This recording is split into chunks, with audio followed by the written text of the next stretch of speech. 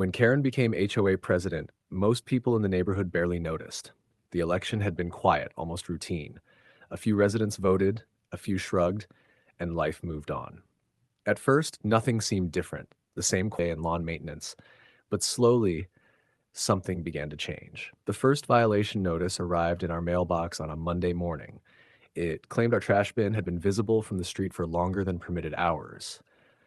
The fine was small, just enough to feel irritating, but not enough to fight over. We paid it and moved on. Everyone told us the same thing: just pay it and avoid trouble. A week later, another notice appeared. This time it was about our mailbox paint being too reflective. The rules sounded strange, but the letter carried Karen's signature and an official-looking warning about escalating penalties. Again, neighbors gave the same advice. Karen likes things a certain way. It's easier if you just comply. So we did.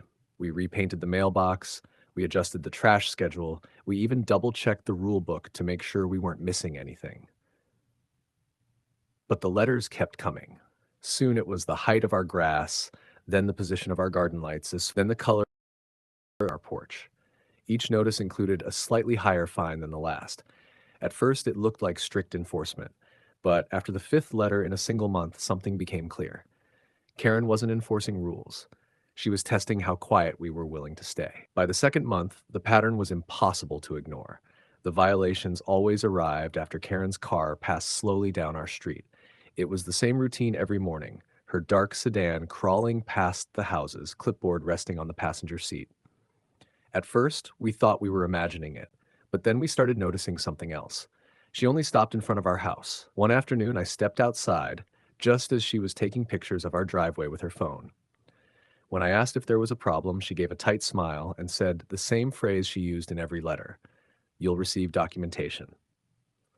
The next notice arrived 2 days later. According to Karen, our driveway had visible surface discoloration inconsistent with neighborhood standards. The letter included a warning that daily fines could begin if the issue wasn't corrected quickly. I looked around the neighborhood that evening and noticed at least 5 other driveways with the same stains. None of them had violation notices. That's when we began documenting everything. Every letter, every fine, every photo Karen took of our house. We even started recording the times her car drove past our street. Within 3 weeks, we had a small folder of evidence, and something else that made the situation even stranger.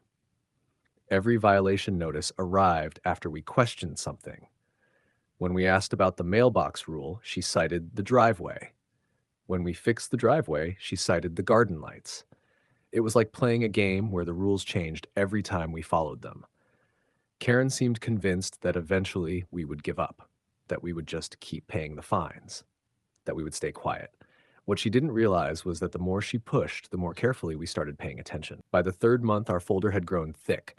Violation letters, photos, dates, screenshots of neighborhood conditions. But when we spread everything across the table one evening, something else began to stand out: timing. Karen's inspections always happened right after we corrected something. When we fixed the mailbox, the next notice cited our driveway. When we cleaned the driveway, the following letter mentioned the garden lights. Every time we complied, a new issue appeared.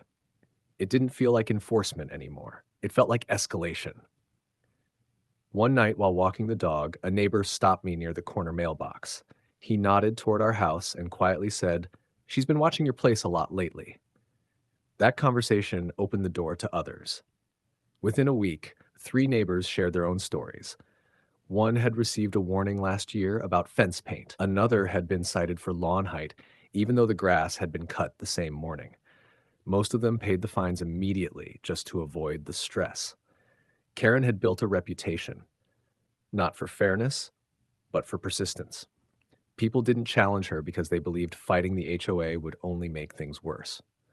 But once we compared the letters and dates, something became obvious. Most of the violations had one thing in common. They started after someone questioned her decisions at a meeting. Karen thought the fines would keep people quiet. What she didn't realize was that the more residents talked to each other, the more the pattern became impossible to hide. And once a pattern is visible, it becomes evidence. 4. By the time the next HOA meeting arrived, the room looked very different. Normally, only a handful of residents attended. That night, nearly every chair in the clubhouse was filled. Some people stood along the walls holding copies of violation letters. Others carried photos of their properties. Karen walked in with the same confident posture she always had, binder tucked under her arm. She expected another routine meeting. But this time, the residents were ready. When the floor opened for questions, one neighbor stood up and placed several violation letters on the table. Another followed, holding printed photos showing identical violations at homes that had never received notices. Soon a small stack of documents formed in front of the board. The pattern was obvious. Many of the fines had gone to the same small group of homeowners, the same ones who had questioned Karen's decisions. The room grew quiet as people realized what they were looking at: selective enforcement. One of the board members flipped through the documents slowly. Another checked the HOA rulebook beside them. When they asked Karen to explain the inconsistency, she tried to defend the notices as necessary inspections. But the evidence said otherwise. By the end of the meeting, the board voted to suspend the violation fines until a full review of enforcement practices could be completed. Karen didn't say much after that, because the strategy she thought would keep everyone quiet had done the opposite. It brought the entire neighborhood together. Now we want to hear from you. Have you ever dealt with an HOA that seemed to enforce rules unfairly? Share your story in the comments. And if you enjoy these HOA stories, don't forget to like, subscribe, and share so more people can learn how to stand up to unfair systems.